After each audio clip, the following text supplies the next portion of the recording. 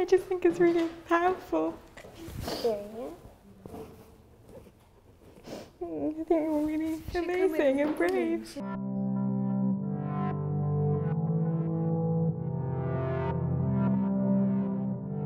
Hi, my name's Marisa Bate. I'm Senior Editor at The Pool. Today I'm here with Jane Gauntlett to talk about her work with VR. Hi Jane. Hi.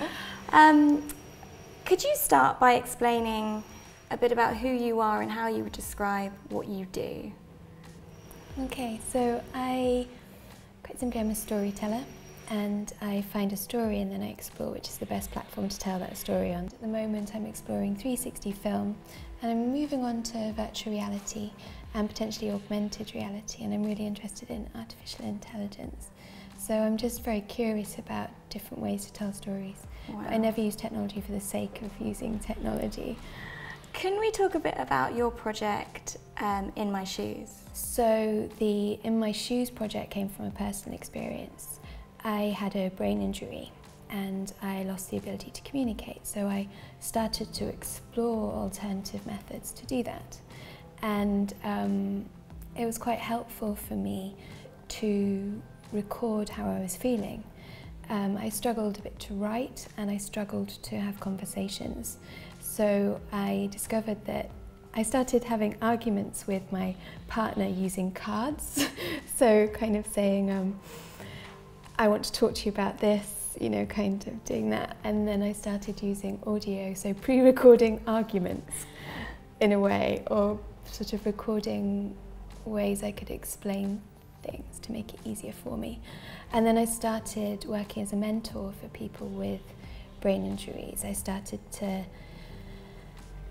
discover that relationships were a really big problem for everyone, and communications were really hard with employers or with medical teams. And I started to make audio pieces from first-person perspective.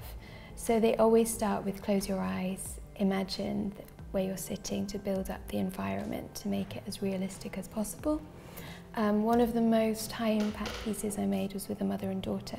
So I worked with the mother to make her experience, and I worked with the daughter to make her experience. They were instructed to hold hands and look at each other in the eye, so it was building up that intimacy. It's a very emotional piece of work. For something between, if you think of sort of, technology can often feel quite cold, but it seems that you're putting in intimacy and emotion into the work you're doing. Yeah, it's something that often comes up, is that technology is taking away intimacy, sort of with supermarket machines and things like that, less human contact. But I think it can be quite the reverse. I think it can be something which challenges people to do things they wouldn't necessarily do.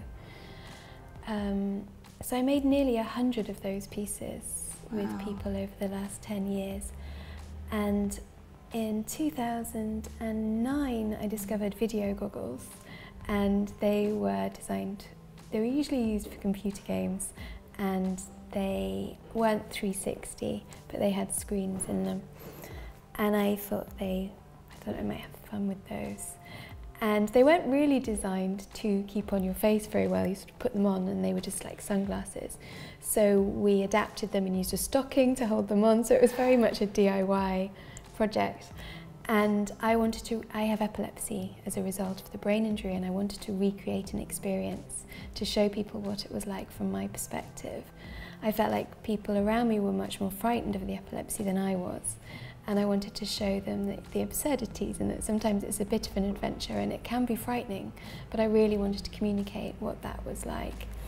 So one day I got on a train in Oxford. It was the middle of the night. It smelled like urine, because that's what stations often smell like in the middle of the night.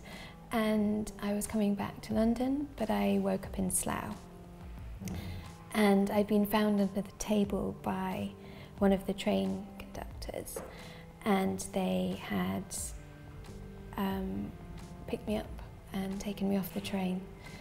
And I didn't want to spend the night in Slough, and I can be quite feisty post-seizure, where I don't really take any nonsense. And a paramedic had been called, and they were going to take me to the hospital, but I managed to trick them into thinking that my partner was going to collect me from Paddington Station. And they did actually bring me back to London. Anyway, I remembered that experience quite well. I remembered what it smelt like, I remembered what it felt like, I remember what it tasted like, because all of my senses are challenged when I have an epileptic seizure. So I decided to recreate it using video goggles. So my friend and I, and two friends and I, wanted to do the sound, one with a D60 Canon camera, recreated the experience. So we stood on the platform in Oxford, we walked down the train, we sat down at the table, and we played around with the surreal side of having an epileptic seizure. And that wasn't in any way traumatic for you to recreate that and revisit that experience? Or were you, it sounds like you were keen to kind of explore it. I was, and I think I have a certain amount of, I'm detached from them, because for me it's a different level of consciousness. It's almost not me, it's almost like watching someone else go through it. And I quite like experimenting, and I think that for me it was really interesting as a maker to do that and find out the impact that it might have on people.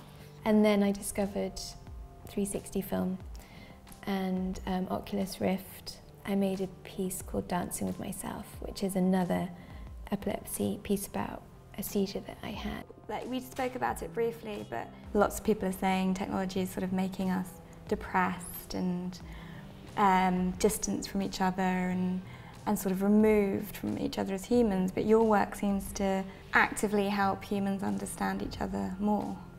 Try to. Yeah. I think what's really important is design and content.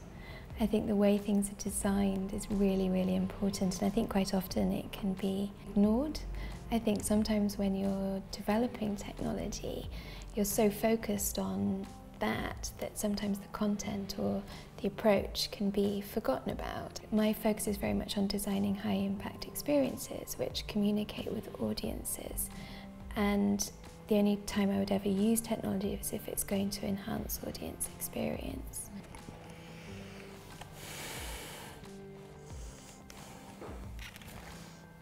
I'm quite emotional.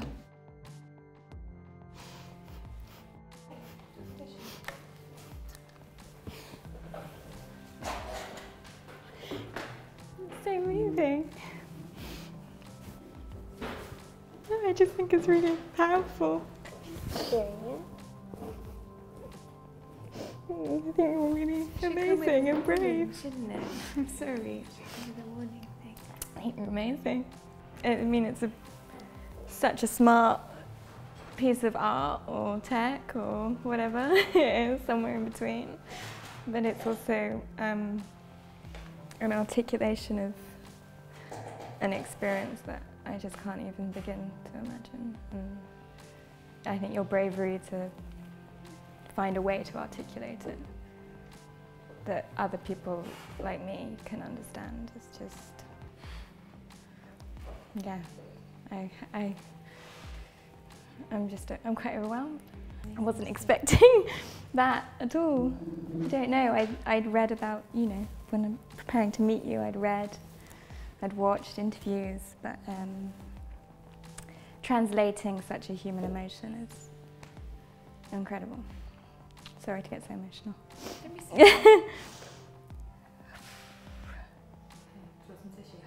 Yeah, thanks. I'm not a crier. Honestly.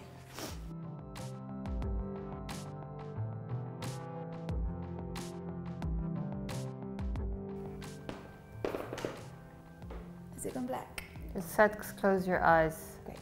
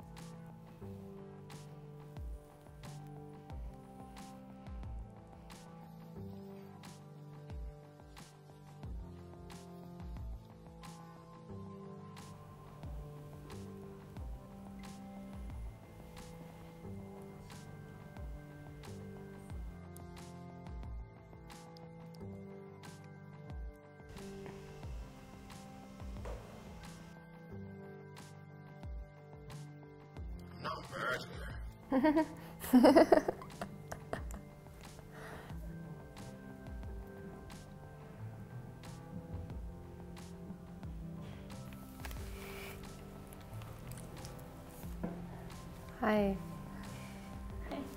That was fun. Really fun, really just creepy being in so many people's bodies. Yeah. And being on so many dates. I completely identified with his kind of like internal dialogue. Yeah. Just like beating himself up about everything he was saying. It felt so familiar to realize that other people can think that way as well. And I kept trying to imagine what you were thinking. And it's like, I've never wanted to know what someone was thinking more than then. So much. And then, yeah, the third one was, I guess, just a date. But then the genders switched as well. The gender switch, but I was so aware of my body, of the bodies. Like when you go from the first woman who's really skinny to then the second woman who's completely different. But you don't know what you look like. No, but you're so aware of this body, it's so peculiar. Am I cute as the guy?